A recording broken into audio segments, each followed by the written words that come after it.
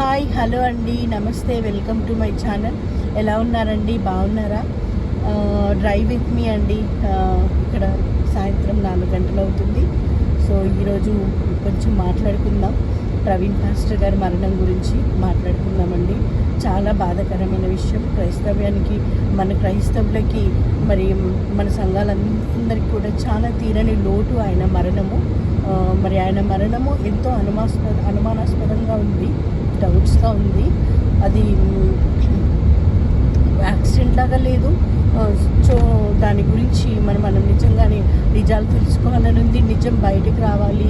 మరి ఎవరైతే మరి ఈ విధమైన చర్యకి పాల్పడ్డారో, ఆయన మరణానికి కారకులు ఎవరైతే ఉన్నారో వాళ్ళకి తప్పకుండా శిక్ష పడాలి.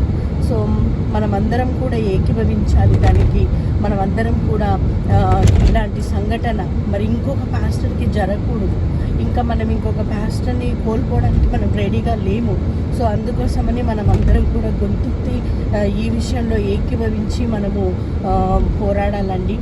ఈ విషయంలో ఎంతోమంది పాస్టర్లు, ఎంతోమంది పెద్దలు, దేశాలలో ఉన్న ప్రతి ఒక్క ప్రజలు, మరి తర్వాత ఎంతోమంది నాయకులు కూడా, వేరే వివిధ సంఘాలకు సంబంధించిన వాళ్ళందరూ కూడా మరి వచ్చి మరి పాస్టర్ గారి మరణంలో వాళ్ళు సంతాపం ప్రకటించి, ప్లస్ ఇంకొకటి ఈ నిజం బయటకు రావాలి అని వాళ్ళు ఏకీభవించి పోరాడుతున్నారు. చాలా థ్యాంక్స్ వాళ్ళందరికీ కూడా.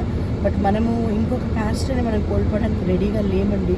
ఈ విధంగా క్రైస్తవ సంఘాల మీద దాడులు జరుపుతూ, క్రైస్తవ పాస్టర్ల మీద, సేవకుల మీద ఈ విధంగా దాడులు జరిపి వాళ్ళని చంపడానికి కూడా వెనకాడట్లేదు. మరి సో మనము నిజంగా ఈ విషయంలో ఎంతగానో ప్రార్థించాలి, మనం ఎంతగానో పోరాడాలి కూడా అండి నిజం కోసము. అంతేకాకుండా మరి పాస్టర్ గారు మనందరికీ తెలుసు, సుపరిచితులు. మరి నాకు ముఖ్యంగా పాస్టర్ గారు నేను టీవీలోనే చూశాను. టీవీలో, రక్షణ ఛానల్లో, మీడియా ద్వారా చాలా వరకు ఆయన చేసిన డిబేట్స్, మరి ఎంతోమంది అడిగినప్పుడు వాటికి సమాధానాలు చెప్పినప్పుడు అలా నాకు పాస్టర్ గారు తెలుసు. మరి ఎంతోమంది అండి, చాలామంది మనకు తెలుసు క్రైస్తవం మీద ఎంతగానో కక్ష పెట్టుకొని క్రైస్తవ్యాన్ని రూపుమాపాలని, క్రైస్తవులు లేకుండా చేయాలని,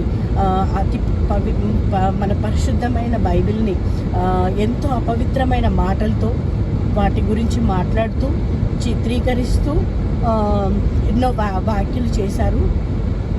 అలాంటి వాళ్ళందరికీ కూడా పాస్టర్ గారు, ప్రవీణ్ పాస్టర్ గారు ఎంతగానో ధీటుగా సమాధానం ఇచ్చారు.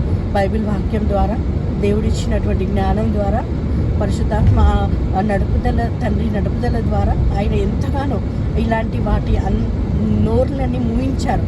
మాటలు, చెడ్డ మాటలు మాట్లాడినప్పుడు వాళ్ళు ఎటువంటి ఆధారాలు, వాళ్ళకి నిజాలు తెలియకుండా, కళ్ళు మూసుకొని పోయి నిజం తెలియకుండా, సత్యం తెలియని వాళ్ళు ఏది నోటికొస్తే అది మాట్లాడుతున్నప్పుడు వాళ్ళకి నిజంగా చాలా ధీటుగా సమాధానం చెప్పిన వ్యక్తి ఆయన. సో చాలా మంచి సేవకులు. మనం ఆయనను కోల్పోయినాము.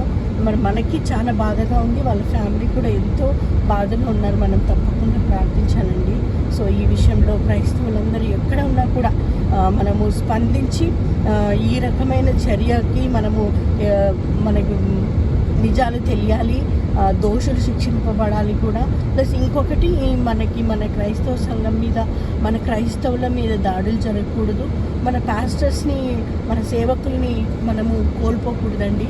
సో ఈ విధంగా మరి మనమందరం ఏకీభవిస్తాం, ప్రార్థిస్తాం, దీనికోసం పోరాడదామండి. థ్యాంక్ యూ అండి. Thanks for watching. పాస్టర్ గారు క్రీస్తుకు హతసాక్షిగా మాట్లాడినారండి. హతసాక్షి అయ్యారు.